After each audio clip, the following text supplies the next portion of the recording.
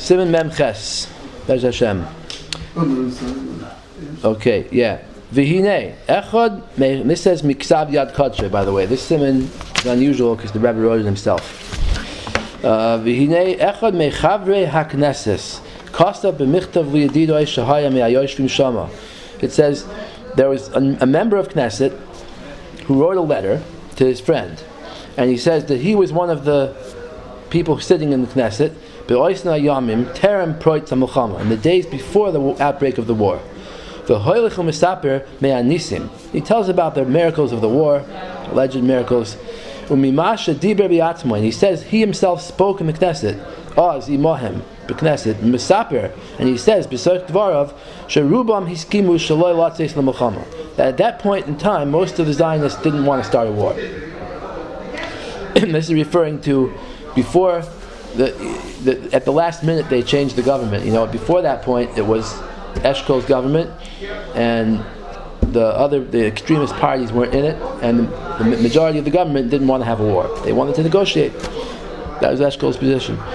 And but Moshe Dayan and Ben Gurion made a campaign to portray Eshkol as a weakling, and to get everybody to have no confidence in him, and eventually they succeeded in having the government fall, and they got into the coalition. They made a unity government, including Ben Gurion's party and including Begin's party, and they brought them all together, and then they made the war.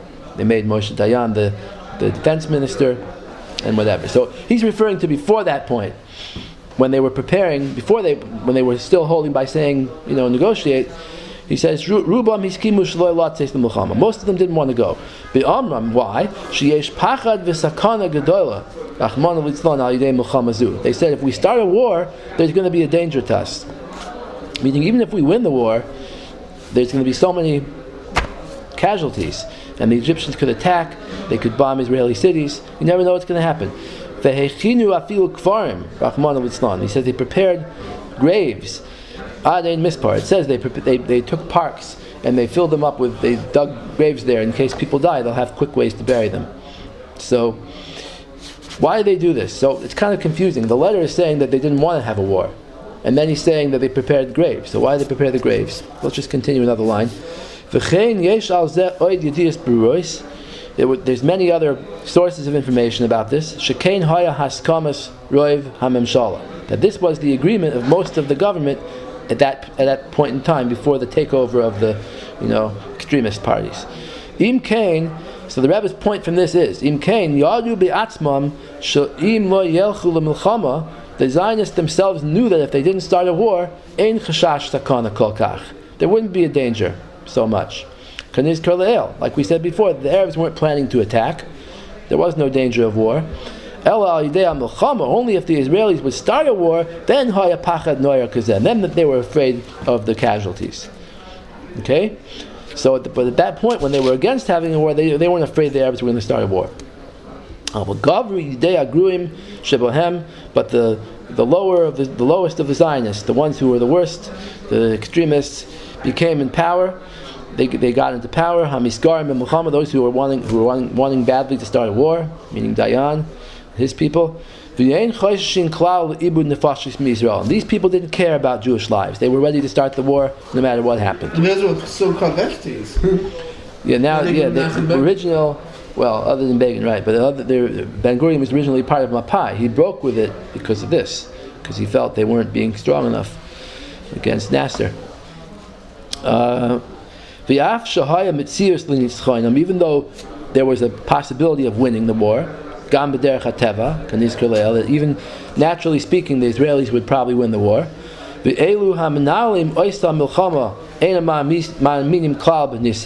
know that the leaders of the war didn't believe in miracles, so obviously they weren't doing it relying on a miracle from Hashem, right?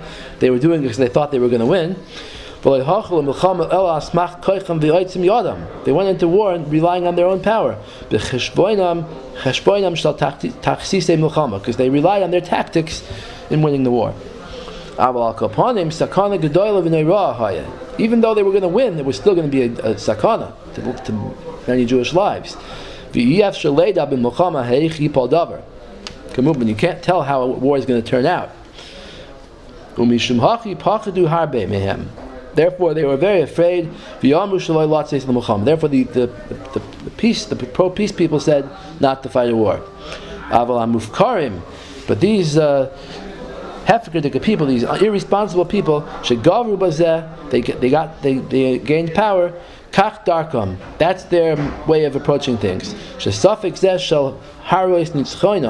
This possible way that they could show their victory, that's worth to them harbe yoiser, much more than Jewish lives. It's even more important than the danger of wiping out huge numbers of people in the state. There are many stories that they did the same thing in the past. They put their own lives in danger. And they put all of Jews' lives in danger. In order to have a possible victory and show and gain the glory of victory. We don't have to go on about this. So going back to the thing about the graves that they dug, I think what he means is that they knew that this was tension in the government, that maybe the pro-war people would take over, so they prepared the graves in case those people took over and there was a war. That's what he must mean. It doesn't mean they prepared the graves because they thought Egypt was going to attack, because he's saying they didn't think Egypt was going to attack. Or maybe there was a small chance. Now, this interesting thing I want to show you. We have here the actual tires from the original transcription of what the Rebbe said. This is page 19. Let's look at page 19. Test. Oh, it says. What? No, sorry. Page Yudches. This page. I think here it is. He says like this. If the Zionists wouldn't have wanted a war, there wouldn't have been one. He says, they caused the tsaris. The tsaris haben ze goyim gewen. The Zionists caused this tsaris to happen. Ze haben sich gerecht. They thought about it in advance. He says, ze zayin mufkarim. They're the ones who are like irresponsible. Ze haben sich gerecht of them. They thought about it in advance and they still went ahead and fought the war. And he says, Ich hab gedas gesagt geseder. I was saying this the whole time. Pashat mikoich svar. I was saying it out of my own logic. Practice. He says simply practical logic.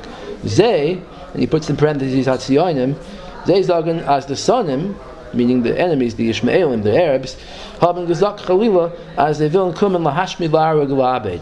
That the Zionists claimed that the Arabs were about to start a war and try to kill every Jew. He says, doch nicht zu verstehen. He says, how could it be? Nicht zu verstehen mit Seichel. How could you understand such a thing? Wer sagt das euch, was will tun? Who says out openly what he's about to do? If someone's about to launch an attack, you don't just say, hey, I'm about to launch an attack and go kill every Jew. No. Why did the Arabs have to say it? Chas v'shalom, as they will tun, thus if the attacker did want to come and kill every Jew, was darfen sie erzählen for us? Why do they have to tell in advance? Ich will das tun. L'may nafkamina. Sim Krieg. Why does it help them in their war efforts? As though they're telling. They're telling and then the enemy, alsting was me will tun. L'may nafkamina. Why do you tell the opposite side what you're going to do? Elamai. The Rebbe says that's not what they meant. They haben das gesagt la'ayim. They said it as a threat. Man soll sich nicht schlagen. He said, don't come fight us. He said, Nasser didn't want to start a war. He said, if you come and start a war with me, then I'll go and kill Jews. But otherwise, he didn't say it. What? He said, Ahlan wa salam. What does that mean? Welcome. Welcome to what? No, like if you want to war, you want to fight a war, then welcome, yeah. He wanted them to surrender or to not fight. They haben gewollt haben die Wasser, and they just wanted to have the water, the straits to the Red Sea. They haben gewollt and they wanted other things, maybe they wanted other arguments against Israel. Haben sie gewollt ma'ayim sein. Therefore, they said it as a threat. Das Ganze ist gewen as man soll sich. I think the next word is, I don't have it here, but oh yeah, I do have it. Man soll sich nicht schlagen. The whole thing was that they shouldn't fight. When there is the hut Chastoiv Yiddish and Nefashos. Whoever cares about Jewish lives, Trachman der Rebbe. He thinks about this, takes that into account. When Menzet as Mizol sich nicht schlagen, they make sure that they don't fight a war. Okay, so just to show you what he's referring to here. Upper East Side's nice, man. Zionism, the real enemy of the Jews. Crazy expensive. Volume 3, page 57, by Alan Hart. He just brings an interesting fact. He says, on that day, Nasser addressed the Council of Trade Unions in Cairo. American newspaper headlines and news leads on television and radio bulletins quoted the Egyptian leader as saying, quote, "We will destroy Israel." Nasser did indeed utter those words, but in a context that gave them a totally different meaning to the one implied by the American media's presentation of them. The following is what Nasser actually said. If Israel embarks on an aggression against Syria or Egypt, the battle against Israel will be a general one and not confined to one spot on the Syrian or Egyptian border. The battle will be a general one, and our basic objective will be to destroy Israel. So, but the American media took only the words, "We will destroy Israel," and put it in the headlines. So everyone got the feeling, he says, as a consequence, American public opinion in general, and Jewish American opinion in particular, was finally convinced that poor little Israel really was about to be attacked, and that its very existence was at stake. Well, they do that all the time. They do it all the time. But that's what he's referring to here in this Torah here, Parshas Korach. He's saying that he said it all along. The Rebbe understood all along that the Egyptians didn't mean they're going to come destroy. They meant, if you attack us first, then okay. But if you don't attack, we won't do anything. Yeah. So, Chacham Adif Minavi. They write, a Chacham is better than a prophet. Above Basra? Yeah. Okay. Continuing along here. V'ayin Ramban. Okay, new paragraph. V'ayin Ramban. See, the Ramban Parshas told us, Al-Kasiv Vayivez Esav Es HaBechorah. It says that Esav, gave the birthright away to Yaakov for a bowl of soup. So V'zel Shanya, the Ramban says, Kvar Omer Atam Sheba'avuroi No'ois Lemechira. It says the reason why Esav agreed to sell it was, in his own words, Shahaya Holich Lamus. That Esav said, Hinei Anochi Holich Lamus, I'm about to die, so why do I need a birthright? So the Ramban explains, B'tsudoi Hachayas, he's going to die in hunting. Hunting is a dangerous sport. He says, the Karav Hu Shiyamus B'chaya Aviv. He's probably going to die before his father Yitzchak dies. V'ein le'b'chayra shum mala rak acharei ha'av. There's no point in being a firstborn if you die before your father, right? So he's saying, what do I need Bechor for? I'm going to die first. Uma toya loya Bechor. What's this firstborn right? This double portion going to help me? V'yomar, v'yochel, v'yesht, v'yakim, v'yelach, v'yivez. It says Esav ate and drank, and he got up, and he left, and he despised the birthright. Ki achar she'achal b'shasa chazer hasada el tzedoi. It says vayakim vayelach. He got up and went away. Where did he go? He went back to hunting. V'zu sibas bizoya b'chor, and that's the reason why he despised the birthright. Ki ein chefetz b'ksilim rak sheyochlu v'yishtu v'yastu cheftzam b'itam. That foolish people just want to eat and drink and do whatever they want to do, even if it costs them their lives. They're not worried about the future. Because the question on Esav is, yeah, he's right. If he dies first, he doesn't need the birthright. But why is he dying first? Why are you going to do something that's going to kill you? So the obvious parallel to Zionism is these people going into war. They don't care about their lives. They don't care about other Jews' lives. They just want to have the thrill of a war, the glory of the victory. All the more so in the case of Zionism, this great desire shall safek nitzachon, that possible you could have a possible victory. People who love war. That's all that they want in life. It's more important than anything than their whole life. Definitely more important than other people's lives. And the reason why they're acting this way is because the Samach Mem, the Satan, is in control of them. Umanhigam, and he controls them. He leads them. He made them go into this war. It could be that the Samach Mem knew that he knew that Hashem was not going to let the Yidden lose the war and die. So why did he bring them into the war? He still wanted the war because it would, first of all, it would lead to a lot of deaths. But more importantly, because it would increase the borders. In other words, it would expand the boundaries of heresy. In other words, more people would become Zionists because of this war. And that's indeed what happened. You see, a lot of American Jews, after the 6-Day War, that's when they turned over and became interested in Zionism. To attract Jewish souls, because that is his whole goal. Okay, Ad Kan Miksav Yad Kodshe. This is the end of the Rebbe's part that he wrote himself. Uvesefer Koimet HaMincha Le'again Miplatsk. Platsker Gain wrote several Sfarim, right? And one of the Sfarim is called Koimet HaMincha. Zatzal, he says, B'Parshas Re'eh Mivayer Ho'inyan. He explains that as follows. He says, Shal Yidei Shalo Yishtachav Mordechai Lahaman. Oh, so this is in Yana D'Yom. We're talking about Purim now. So Mordechai refused to bow to Haman. Hela Afcha Masay Al Kol Yisrael. He made Haman angry at the whole Jewish people. V'toich Dvarav, in the midst of his words, Kosav Ki Haya Nir LaAvdei Melech. That what did the people say to Mordechai? They said, Madua Ato Oiver Eis Mitzvahs Melech. Why are you transgressing the command of the king that he commanded everyone has to bow down when Haman comes? Why are you transgressing? So he says, what do they mean to say?